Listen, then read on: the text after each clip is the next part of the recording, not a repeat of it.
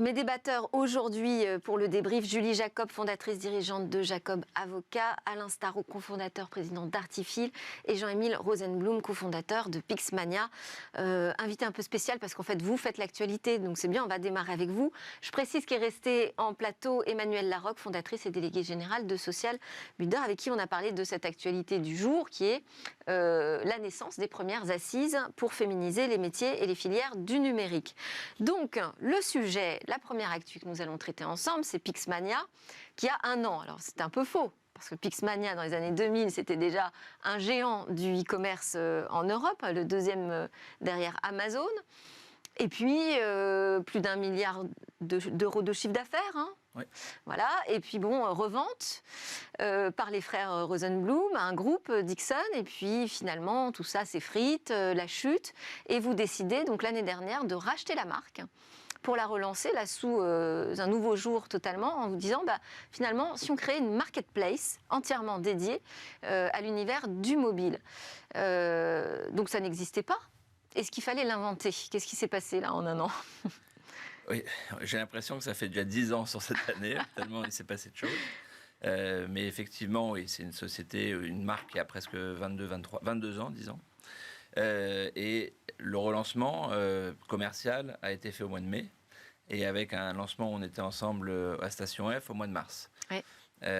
Donc depuis, on avait écrit des choses sur papier, on avait fait un business plan comme d'habitude, et puis tout ne s'est pas passé comme prévu, mais plutôt pour le mieux. Et en fait, on a réussi à mettre en place une offre très innovante. On essaie vraiment de réinventer le commerce avec des composantes qui sont d'actualité, c'est-à-dire de l'économie circulaire, de la fintech, c'est-à-dire du financement pour le client, presque de la location. Finalement, on se détache un peu de la matérialité, ou surtout, on essaie de faire durer un produit. Ça veut dire quoi, le plus presque longtemps de la possible. location Parce qu'en fait, le client chez nous, il achète, mais on lui propose de lui racheter à terme de son crédit le produit. Donc, il en est propriétaire, et c'est une option pour lui de la revente. C'est un petit peu comme dans les voitures. Donc, si je prends un exemple... C'est-à-dire comme un leasing? Alors, c'est comme un leasing, mais c'est vraiment un achat, un crédit, avec une option de revente prédéterminée. Donc, je prends un exemple concret, un iPhone 14 qui vaut 1 000 euros. Quand vous l'achetez chez nous, vous voulez le payer en 24 mois. Donc, vous allez payer, au lieu de payer 1000 divisé par 24, on va vous dire, dans 24 mois, on vous le rachète 350 euros. Et donc, on va tout de suite vous déduire de votre crédit, c'est 1000 moins 350 divisé par 24. Et maintenant, on est en train de lancer aussi, si vous avez un iPhone 12, on vous rachète votre iPhone 12 aussi. Donc, vous n'avez plus qu'à payer entre l'iPhone 12 et le rachat de l'iPhone 14, peut-être 300-400 euros sur 24 mois. Donc, pour 10, 12, 15 euros par mois, vous pouvez toujours acheter le dernier téléphone. Je suis pris un iPhone, ça peut être un Samsung, ça peut être autre chose. Et dans cet univers donc entièrement dédié au mobile, il n'y a pas que le smartphone, il y a tous les accessoires qui vont autour. Donc, ce que vous nous dites, c'est créer une nouvelle façon de consommer, d'acheter son smartphone et de consommer l'univers qui va avec. On a un disrupteur professionnel en plateau, Alain Starot. Qu'en pensez-vous? J'adore l'idée j'inclus dès le début le prix de la revente. C'est excellent. C'est-à-dire qu'on passe effectivement dans la variabilité totale, on n'est plus dans la possession et dans l'usage, ce qui est une tendance de fond depuis 10-15 ans déjà. Mais là, au moins, c'est concret. Bravo. Et en fait, quand on le récupère, nous, on a un laboratoire, on le reconditionne et on le revend, on lui donne une deuxième vie, puis une troisième vie. C'est pas grave de vendre du téléphone neuf, parce que sans le neuf, il n'y a pas le reconditionné. Exact. Mais si un téléphone peut vivre 8 ans, soit il vit 8 ans avec un client, soit il vit 8 ans avec 3 clients. Et tout le monde n'a pas les moyens de mettre 20 euros ou 30 euros par mois. Il y en a qui ont les moyens de mettre 10 ou 15, ou envie seulement de mettre 10 ou 15. Et moi, ça ne me viendrait plus à l'esprit d'acheter pour mes enfants un téléphone qui ne soit pas reconditionné. Et ce qu'on fait pour le téléphone, on a commencé à le faire pour les ordinateurs portables, pour les consoles de jeux, pour tout ce qui tourne et tous les objets connectés, les watches, les AirPods, etc. etc. D'accord. Donc, par rapport au sujet de départ, vous élargissez énormément votre offre. Alors, on reste vraiment dans la mobilité, ouais. Mais on intègre cette fonctionnalité de reprise à terme ou de reprise immédiate, ou les deux, sur tous les univers que l'on touche. Donc, si ça rentre dans cet univers, ou dans cette façon de consommer ou de faire, s'il y a une valeur résiduelle suffisante pour avoir une deuxième, une troisième vie. Mais alors Ça rentre dans après, Jean-Émile, quand on parle de marketplace, on parle aussi de partenaires, de réussir à centraliser, je dirais, l'offre mobile. On en est où, là? Vous avez combien Alors, on a plus de 110 d'entreprises qui vous suivent? On a plus de 110 partenaires qui sont live sur le site. On a 50 000 produits, 60 000 produits, 90 000 offres en quelques mois. Sur tous ces produits-là. Donc, vous allez vraiment tout trouver. Vous voulez une montre connectée, vous allez avoir une offre vraiment très large. Sur les téléphones, n'en parlons pas. Et on a tout ce qui est autour, tous les accessoires autour de ça qui sont présents sur le site. Une réaction, Julie Jacob, sur cette nouvelle façon de vendre et d'acheter? Je trouve que c'est remarquable parce que ça rentre dans l'économie responsable. On a du recyclage, on a automatiquement une consommation plus durable, plus éthique. Donc, je salue cette initiative. Ça doit compliquer peut-être la rédaction des contrats, non? Je dirais que l'enjeu sur votre activité, c'est évidemment de vider l'ensemble des devices de leurs données. Ce que, évidemment, vous faites. Et donc, tout le sujet du Je pensais, RGPD, moi, au contrat juridique aussi, d'achat, vente, engagement sur le prix de reprise à la fin. Il est clair que là, il y a plusieurs propriétés. Ouais. Donc, du coup, les contrats doivent être un peu plus créatifs et prévoir des reventes avec des garanties spécifiques. Allez, on enchaîne avec notre grande actualité à tous. C'est autour de ChatGPT, forcément. Donc, ChatGPT annoncé dans la suite Office de Microsoft sont des informations récentes publiées par The Verge, le média américain, le 10 février, qui nous dit qu'il y a une démonstration déjà qui a été faite de l'utilisation de ChatGPT dans Word, enfin bon, toute la suite bureautique Office. Ce serait planifié pour très bientôt. On parle du mois de mars. Est-ce qu'on est là dans la folie ChatGPT?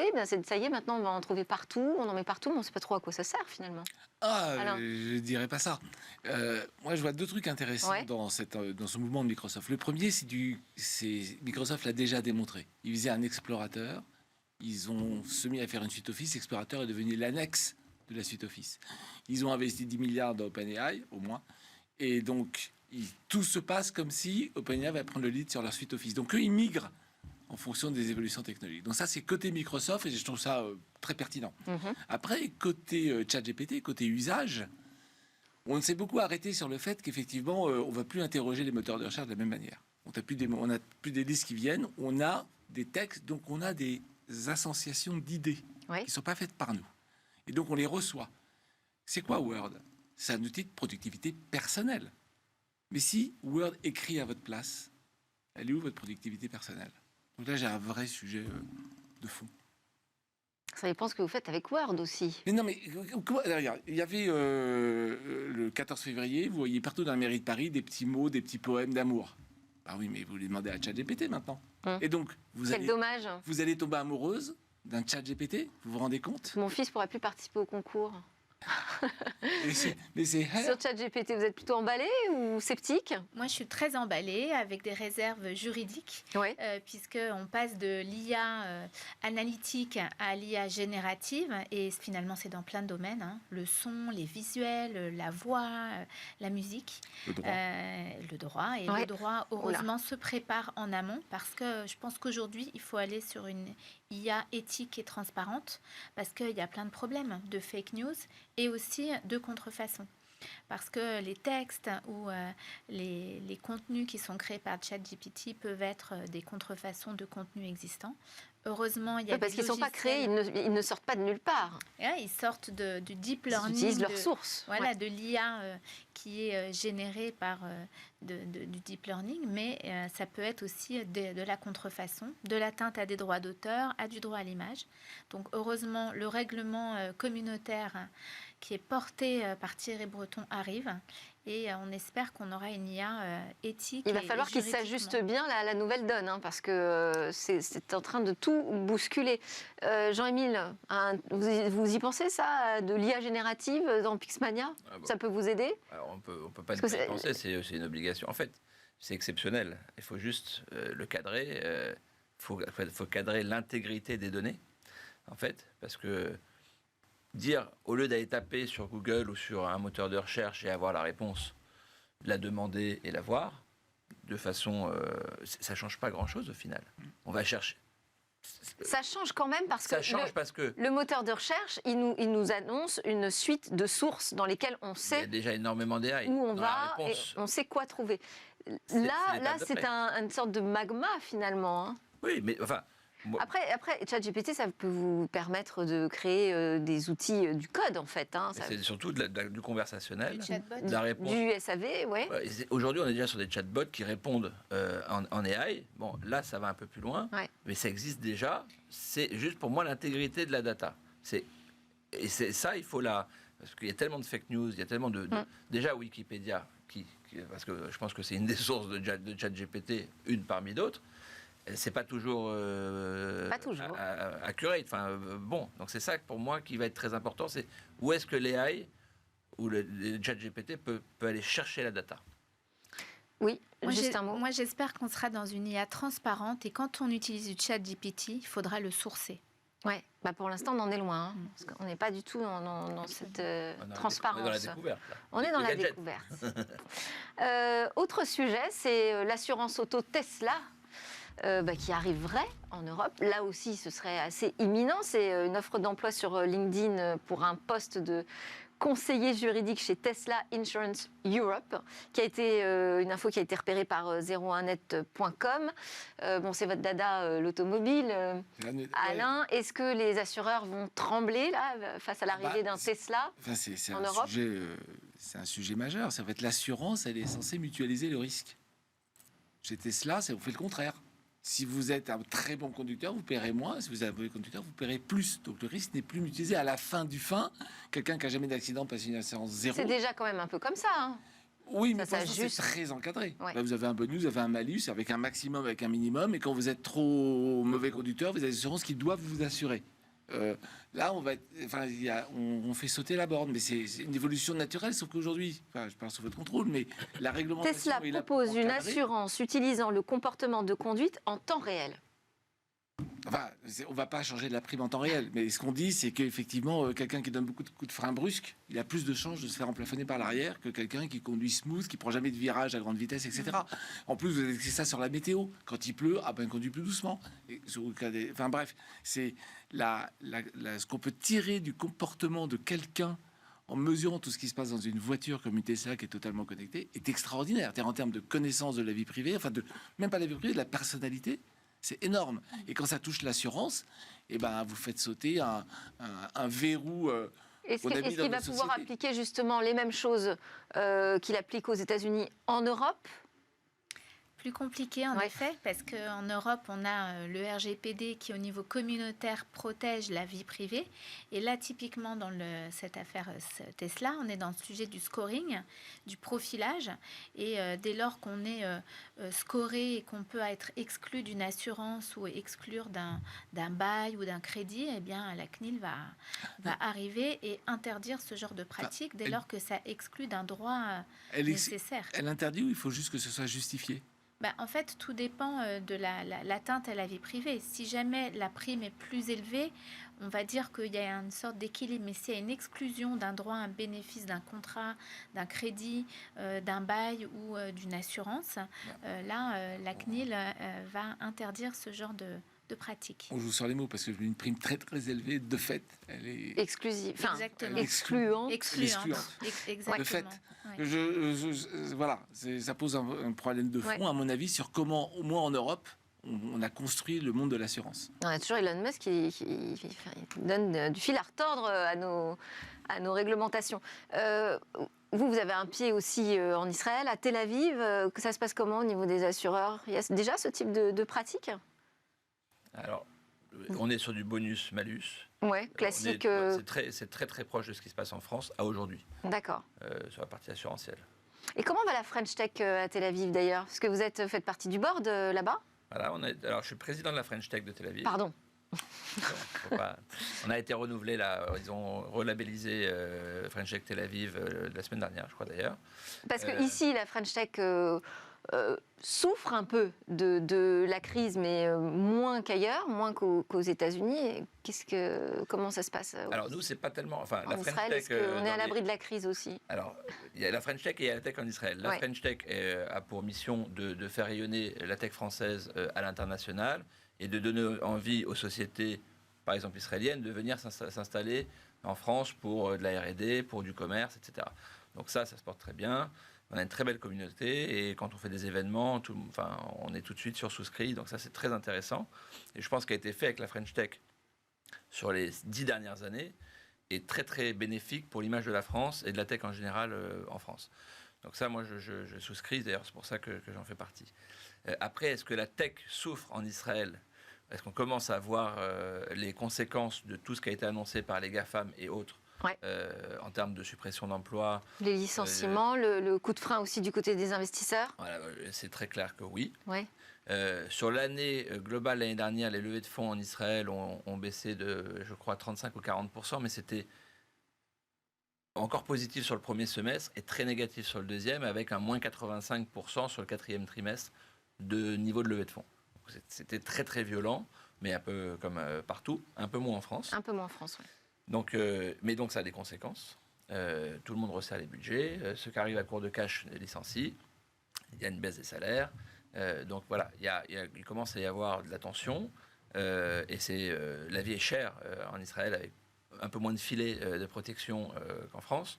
Donc il faut réussir quand on a perdu un job qui était probablement un petit peu trop élevé en salaire parce que c'était la folie sur les dernières années. La partie psychologique d'accepter de retrouver un job 30-40% moins élevé en salaire, il faut passer ça. Et je pense qu'il va y avoir un petit peu pas mal de psychologie à avoir et de psychologues à voir pour certaines personnes, ce qui n'est pas grave. Hein. Mais est-ce qu'il y avait une bulle aussi Oui, très certainement. Quand il y a eu des valorisations aussi folles, quand tout était tourné sur la croissance, ça a permis d'avoir des boîtes extraordinaires d'exister. Mais il y a forcément des excès. Il y a eu des excès extrêmement forts, mais partout. Israël est l'antichambre de ce qui se passe aux États-Unis. Ouais. Donc, toutes les GAFAM rachètent les pousses dès qu'elles passaient les licornes ou des cacornes là-bas. Il y en avait quand même quelques-unes, mais elles étaient rachetées par les GAFAM. Donc, c'est très lié. Allez, on termine avec le débrief de l'actu. C'est aussi ça. On a TikTok qui est prêt à ouvrir son code. Alain ? Oui. Enfin, comment dire, ça me fait sourire. Heureusement, les politiques américains ne sont pas dupes. Ouais. Mais ça, c'est impossible. Vous savez bien. Je parle à toutes les personnes qui connaissent un peu le code. On ne peut pas auditer un code, surtout quand il est partiel et surtout quand on peut le rechanger en ligne juste après. Donc, la question TikTok, de l'audit des algorithmes, c'est central aujourd'hui. Absolument, mais en plus, donc TikTok, je ne veux pas faire de jouer au grand méchant, mais TikTok, entreprise chinoise, c'est comme Tuya, entreprise chinoise qui fait un écosystème IoT dans lequel tout le monde se précipite, mais sans comprendre que derrière le savoir, la connaissance, l'espionnage va en Chine. Voilà, donc moi je suis effaré. Julie Jacob. Effaré également, d'autant plus que les données de TikTok sont soit à Singapour, soit aux États-Unis. Oui. Heureusement, en Europe, on résiste. On a adopté un code de bonne pratique sur la transparence des algorithmes des GAMAM. Donc, il faut espérer que TikTok joue le jeu. On attend le DSA avec impatience et le DMA qui vont prononcer quand même des sanctions lourdes, jusqu'à 6% du chiffre d'affaires. Donc voilà, il faut espérer que tous ces grands acteurs rentrent dans le cadre réglementaire européen. Je ne comprends pas, Google est interdit en Chine. Qu'est-ce qu'on attend pour faire la même chose ? Après, les Américains trouvent d'autres façons de faire. D'autres façons que d'interdire l'usage, c'est d'en prendre totalement le contrôle. Oui, pourquoi pas ? Mais totalement le contrôle, c'est pas fait. Enfin, TikTok reste chinois. Merci beaucoup à tous. On arrive à la fin de ce débrief de l'actu, mais Smart Tech continue. Merci Julie Jacob de Jacob Avocat, Alain Staron, Artifil, Jean-Émile Rosenblum, Pixmania et Emmanuel Larocque de Social Builder. Merci à vous tous. On se retrouve juste après la pause. Je vais vous parler d'une super chaussure de ski.